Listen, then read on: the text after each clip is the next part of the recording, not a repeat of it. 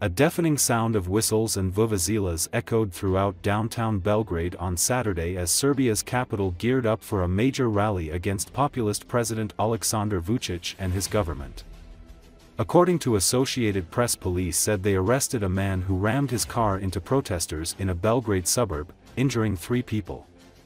Ahead of the demonstration, Vucic repeatedly warned of alleged plans for unrest while threatening arrests and harsh sentences for any incidents.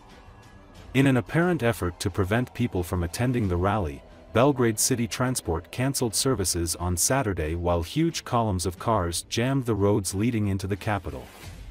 On Friday evening, tens of thousands of people staged a welcome for the students who have been marching or cycling for days from across Serbia toward Belgrade for the main rally on Saturday afternoon.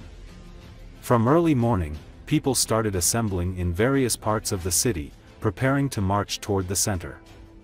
Fueling fears of clashes, Vucic's supporters have been camping in central Belgrade in front of his headquarters.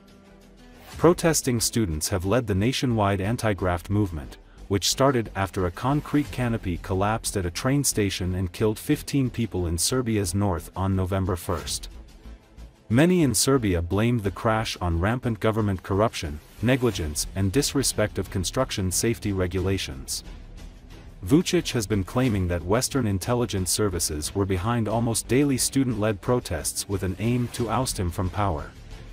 The huge crowds are seen as a culmination of almost daily anti-corruption protests that have posed the biggest challenge to Vucic's 13-year firm grip on power in Serbia.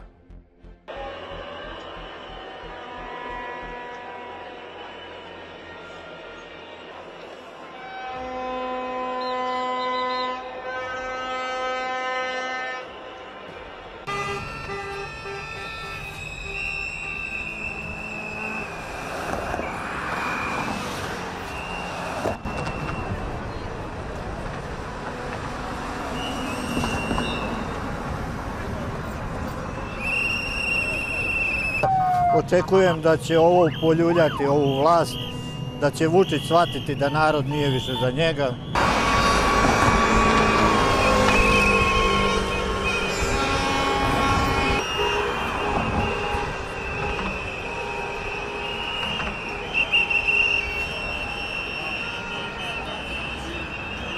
Mislim da su ljudi mnogo besni i da će ovo eskalirati. Studenti ok, ali nisu ljudi došli više ovdje da šetaju.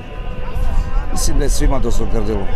Nažalost tako je, ne bi želeo da se to desi, ali sumnjam da će to proći mirno. Jer druga strana ne želi mir.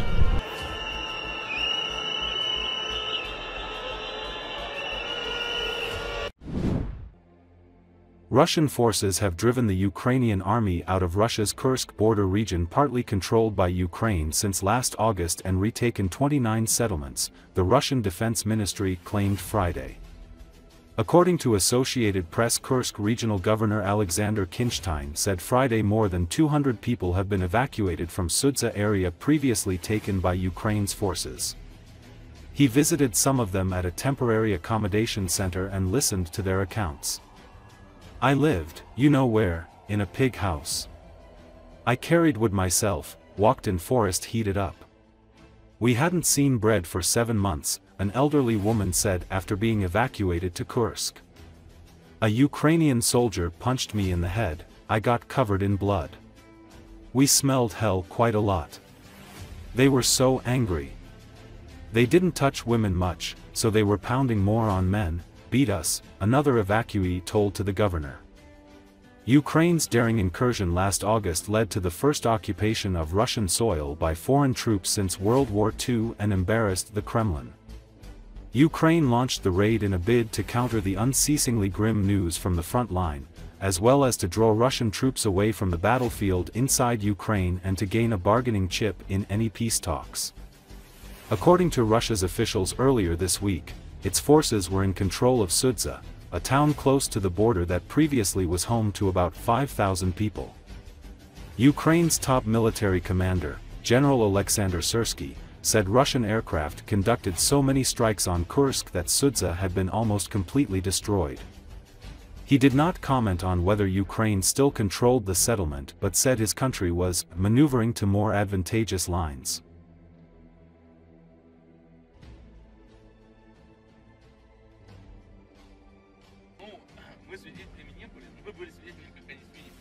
Очень много укрытий было у противника здесь. Вот, очень неудобная местность для наступления была. Не использованы, это неправильно она сработала.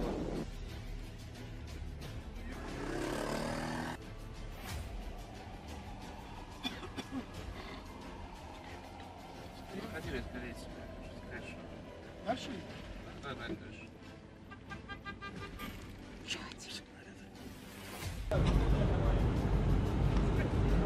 Что там произошло с нами?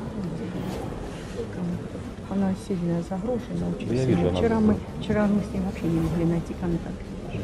И не покушать, не пообщаться. Но сегодня вот работают второй день с ней психиатр и психолог. Ну, не знаю. Что бросите вы?